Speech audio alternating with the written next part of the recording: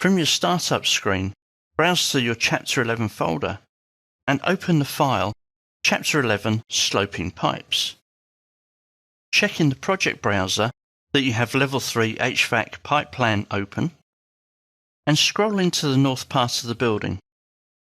Revit MEP gives me the ability to slope pipes, and I can do this in a variety of ways. I can select a pipe and click on Slope. This opens the slope editor. Here I can choose the slope value, the slope control point, and click on Finish. And you can see that Revit has given us a warning. The slope that you specified could not be applied to this pipe. Please check the items that are connected and make sure they aren't constraining the slope of them. What this means is we need to think about this before we go ahead and actually put a slope on a pipe. Let's try that again with a single pipe. So from the Systems tab, click on Pipe, set my offset,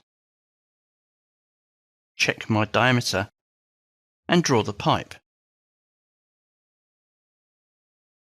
If I select it, I can put a slope on it. Let's see what's happened to that in section.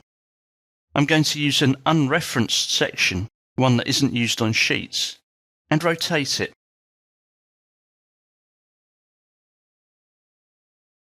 And move it so that I can see my pipe. Let's go to the section view, and here we can see the pipe. Let's go back to the plan view. Click back on the pipe tool. If we look at the context toolbar, we can turn the slope. This pipe is going to be sloping up.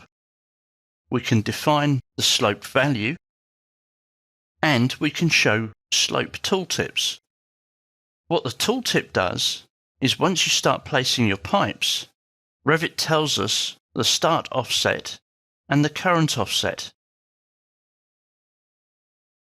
Probably more than any other service in Revit MEP, the sloped piping tool requires the greatest amount of planning. It does work, and it works well. But as you can see here, without planning, we end up getting errors. So we'll try that again. Click on the pipe tool. This time I'm going to ignore the slope to connect. Click on the pipe, start drawing my run, and that's created the pipe with a slope as I'd intended.